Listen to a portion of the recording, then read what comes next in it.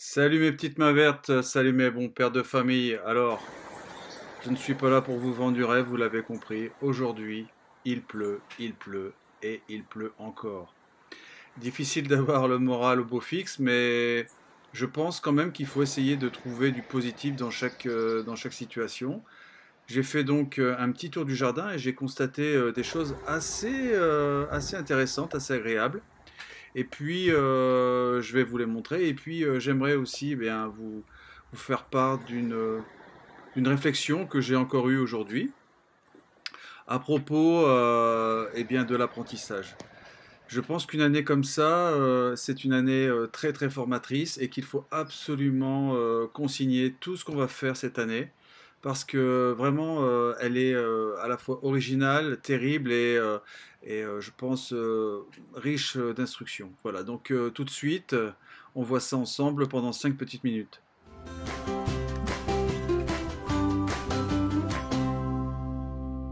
Allez, 4 minutes ensemble où on essaie de se remonter le moral. Alors, pourquoi je ne suis pas fan des semis très tôt dans l'année? Eh bien, pour cette raison. Dès qu'on commence à planter très très tôt, on se retrouve avec des plants énormes, on ne sait plus où les stocker. Et voilà ma Christophine, qui demande qu'une chose, c'est d'être en terre dès que possible. Alors comme vous pouvez le constater maintenant, le sol est totalement détrempé et il est vraiment, en tout cas pour moi, impossible de travailler la terre. On ferait pire que mieux. Donc observation, ce sera, je pense, l'idéal. Je vais certainement d'ailleurs vous encourager à faire comme moi, c'est-à-dire de prendre un carnet ou faire une feuille Excel et tout consigner. Les jours de pluie, ce que vous avez planté, à quelle heure, à quelle date, les températures, parce que franchement, ça va être riche d'enseignements. Mais par contre, comme vous pouvez le voir sur ces images, la nature commence à se réveiller et on a des motifs de satisfaction. Ce petit arbre que j'ai planté et dont je ne connaissais pas le nom, eh bien peut-être que j'ai une piste. Alors avec une application, j'ai pris une photo et la piste serait soit un cerisier, soit éventuellement un prunier Mirabelli. Donc je vous tiens au courant dès que possible. Voilà, tout a tenu. J'espère que rien ne pourrit sous ce voile de forçage. Mais voilà, je peux voir maintenant la rhubarbe. Les myrtillers sont en train de sortir de leur sommeil, de leur torpeur. Ça fait plaisir à voir. Tout ce qui est framboisier, eh bien, n'est pas mort et les vignes commencent à montrer des bourgeons. Alors, pas toutes. C'est pareil, je découvre de l'ail. Alors, de l'ail sauvage, je sais pas trop, mais en tout cas de l'ail. Là, pareil, une autre vigne qui commence à bourgeonner. Elle réagit déjà. C'est peut-être pas normal, mais bon, en tout cas, c'est comme ça que ça se passe. À nouveau d'autres vignes et on peut constater les bourgeons. Donc quelque chose se passe, l'hiver est peut-être, en tout cas pour les végétaux, en passe de se terminer. Les cassissiers, pareil, oui c'est logique, mais c'est quand même un peu tôt dans la saison. Et même le figuier, un tout jeune plant issu de graines commence à réagir. Alors on peut voir le bouton terminal. Une de mes plus belles rhubarbes à nouveau, elle quasiment en feuilles, un 1er mars. On peut constater également que quelques arbres commencent aussi à fleurir, autres que les pruniers. Ici, c'est mon kiwi qui commence à débourrer.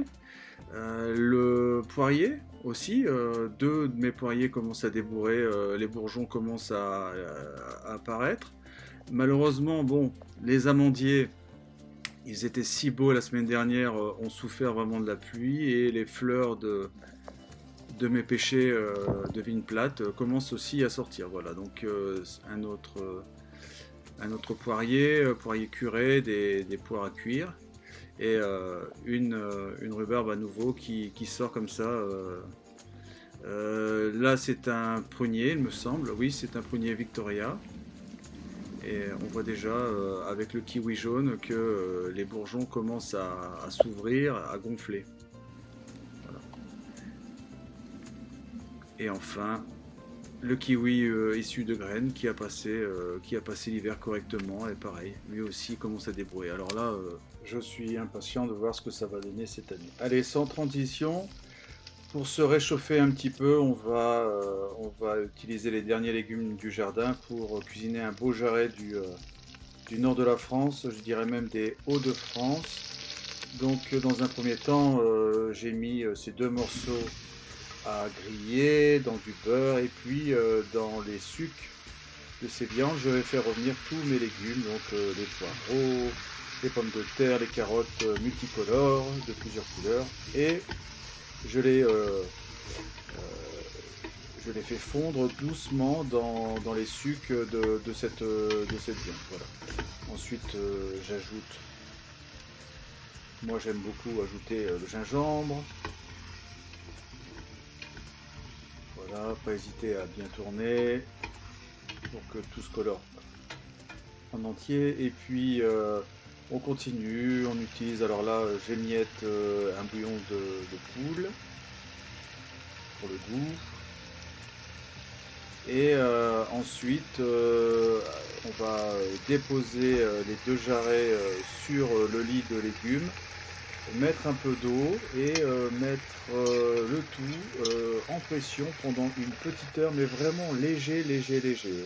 Feu très très doux pour que ça cuise en profondeur et ne pas donner à la viande une texture caoutchouteuse. Voilà, donc on sert tout ça et 15 minutes pour faire monter la température et ensuite tout petit feu pendant une heure. Les fans et les épluchures iront au compost évidemment. Voilà, donc ça tourne tranquillement et à la fin, voilà ce que ça donne. La viande à cuire en profondeur, une heure à nouveau au four ou après j'ai laissé le four mourir et on va découvrir un peu ce que ça donne. Voilà, là je peux vous dire tous des mails, hein.